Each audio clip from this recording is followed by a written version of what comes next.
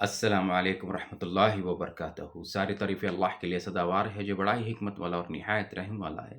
سلامتی ہو پیارے نبی صلی اللہ علیہ وسلم پر، ان کی آل پر اور تمام امت پر۔ آج کا جو موضوع ہے وہ ہے شہادت دینا، گواہی دینا، یا آپ اس کو بولے کہ ڈکلیریشن دینا۔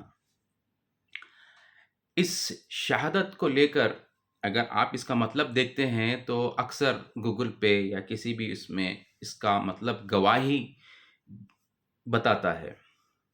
تو اس ٹرم کو لے کے پرٹیکولرلی جو ہے اس بات کو لے کر آج کل کی نوجوانوں میں بہت کنفیوژن ہے۔ ان کا ایک کہنا یہ ہے کہ جو چیز میں نے دیکھی نہیں پھر میں اس کی گواہی کیسے دوں۔ جو اللہ کے رسول صلی اللہ علیہ وسلم کے وقت پہ تھے، کم سے کم وہ تو اللہ کے رسول صلی اللہ علیہ وسلم کو دیکھتے تھے اور ان کا یہ عقیدہ بنتا تھا اور وہ شہادہ دیتے تھے۔ تو چلیے اس ٹرمز کو اور اس کو بھی ہم سمجھنے کی کوشش کرتے ہیں کہ شہادت ہے کیا۔ شہادت ایکچولی یہ ڈکلیریشن ہے کہ آپ ایک الگ فیتھ سے نکل کے ایک دوسرے فیتھ میں جا رہے ہیں۔ جیسے کہ اگر کرسچن ہے جو کہتے ہیں کہ ہم عیسیٰ علیہ السلام کو مانتے ہیں، ان کو خدا مانتے ہیں یا پھر خدا کا بیٹا مانتے ہیں، تو یہ ڈکلیریشن دینا ہے کہ میں آج سے اللہ اور اللہ کے رسول کو مانتا ہوں اور میں اللہ اور اللہ کے رسول کی پیروی کروں گا۔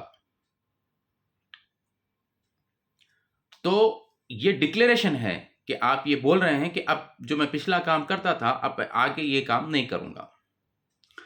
اور چلیے اس کو سمجھنے کے لیے اور ایک میں مثال دوں کہ اگر میں ہر زبان میں Urdu, English, Hindi, Marathi, Telugu, Bengali, Chinese, Turkish یا ہر زبان میں یہ کلمہ لکھ دوں، شہادت بسم اللہ الرحمن الرحیم اشہد ان لا الہ الا اللہ و اشہد ان محمدً عبدہ و رسولہ، یہ لکھ دوں، بینرز بنا دوں اور ہر جگہ لگا دوں اور ہر زبان میں لگا دوں، تو ہر چلتا پھرتا آدمی اس کو پڑھے گا تو کیا وہ مسلمان ہو جائے گا؟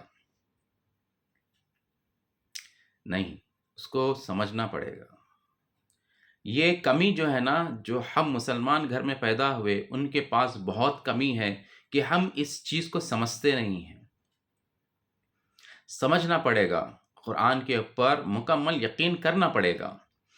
اور اکثریت یہ ہے، ہمارے میں اکثریت یہ ہے کہ جو لوگ سوال کرتے ہیں نا، وہ ان لوگوں میں سے 90% لوگ قرآن مکمل پڑھے ہی نہیں ہوتے ہیں۔ اگر آپ 4 سوال کر لیجئے قرآن کے متعلق، ان کے پاس کوئی جواب نہیں ہوتا۔ تو پہلے ہم کو اس چیز کی ضرورت ہے کہ ہم قرآن کو بار بار پڑھیں، مطلب کے ساتھ پڑھیں۔ آپ جس لینگویج میں کمفرٹیبل ہو اس لینگویج میں آپ پہلے پڑھیں، اس کو سمجھیں، پھر اس کے بعد اس کے خلاف کوشچنس اٹھانا سمجھ میں آتا ہے۔ پھر بھی کہیں یوٹیوب پہ سن لیا، کہیں کسی کے منہ سے سن لیا اور اس کے لیے سوال اٹھانا شروع کر دیتے ہیں۔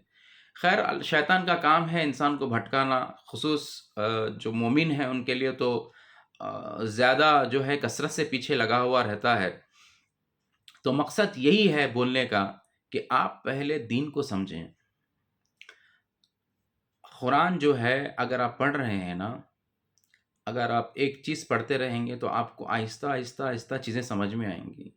قرآن جو ہے جب نازل کی گئی تب کے لوگوں کے لیے نہیں، تاکہ تب قیامت تک کے لوگوں کے لیے قرآن ہے۔ اگر آپ قرآن کو صحیح سے سمجھیں گے، سمجھنے کی کوشش کریں گے تو آپ کو سمجھ میں آئے گا کہ اس دور کے حساب سے بھی اللہ سبحانہ وتعالیٰ نے قرآن میں جو ہے نصیحتیں ہمارے لیے چھوڑی ہیں۔ مثلا ایک آیات ہے جس میں اللہ سبحانہ وتعالیٰ کہتے ہیں کہ تم انہیں ڈراؤ یا نہ ڈراؤ، یہ ایمان لانے والے نہیں ہیں۔ جب تک کہ میں چھوٹا تھا تو اس آیات کو میں یہ سمجھتا تھا، اچھا یہ تو آیات جو ہے نا کفار مکہ، کفار قریش کے جو سردار تھے جو سچ کو جھٹلاتے تھے ان کے لیے تھی، کہ اللہ سبحانہ وتعالیٰ ان کے لیے یہ فرمان بیان کر رہے ہیں کہ آپ ان کو ڈراؤ یا نہ ڈراؤ، یہ ایمان لانے والے نہیں ہیں۔ تو آج کی تاریخ میں دیکھ رہا ہوں یہ آیات ان سے زیادہ آج کی تاریخ کے اوپر زیادہ فٹ ہوتی ہے۔ آج کے تو جو لوگ ہیں بھائی، قریش مکہ جو تھے، خیر انہوں کرتے آ رہے تھے، ایک چیز ان کے سامنے آئی اور جو ہے یہ لوگ اس چیز کو انکار کرنے لگے۔ لیکن آج کے جو لوگ ہیں، کافی تو ایسے بھی لوگ ہیں، اس لیے میں نے 90% کہا، 10% تو ایسے لوگ ہیں جنہوں نے قرآن اچھی طریقے سے پڑھی ہے، قرات بھی کرتے ہیں اچھی طریقے سے، لیکن قرآن کے خلاف ہیں۔ بہت سارے نام ہیں ایسے، آپ کو یوٹیوب پہ مل جائیں گے، سوشل میڈیا پہ مل جائیں گے، ایسے کئی لوگ ہیں جو قرآن پڑھتے ہیں، قرآن کی قرات بھی کرتے ہیں اچھے سے۔ ایک مسلمان بھی ایسی قرات نہیں کرنا، اتنی اچھی قرآن کی قرات کرتے، لیکن دل سے مرتد ہیں، ایکس مسلم ہیں، ایتھیسٹ ہیں۔ تو ایسی ہی سائنٹیفک آیتیں ہیں قرآن کے اندر، جہاں پہ اللہ سبحانہ و تعالیٰ ہم پڑھیں تو ہمارے دلوں کو سکون پہنچتا ہے، یہ سوچ کے کہ ہم جو کام کر رہے ہیں وہ صحیح کام کر رہے ہیں۔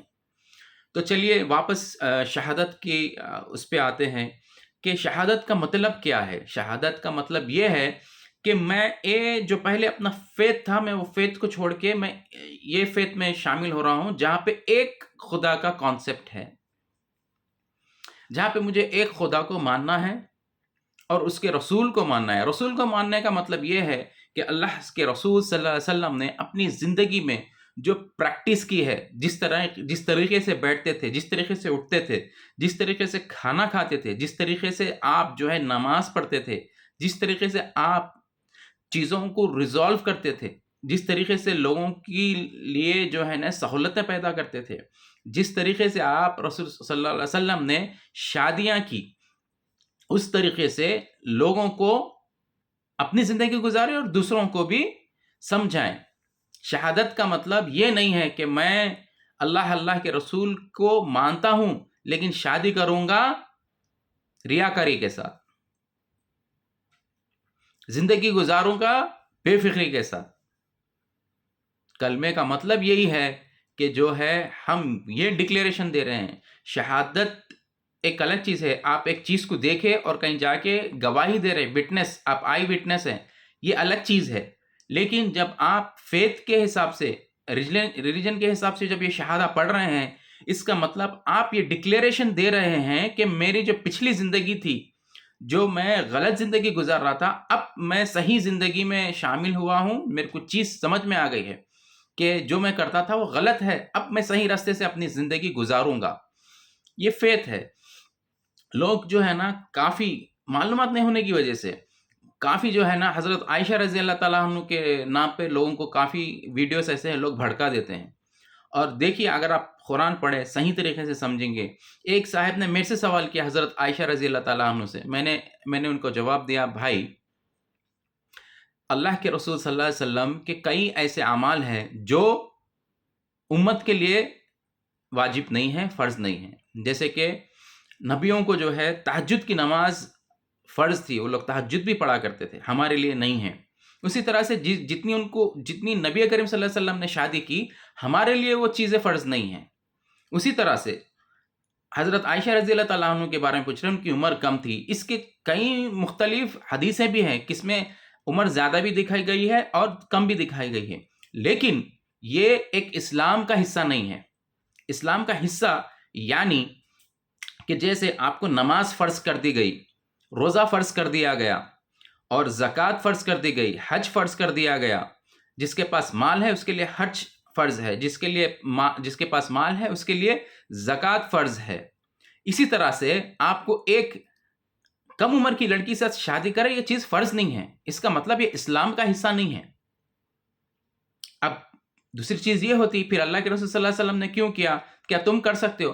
کر سکتے ہو، لیکن اللہ کے رسول صلی اللہ علیہ وسلم نے اپنی عمر کی 15 سال بڑی عورت سے بھی تو شادی کی ہے۔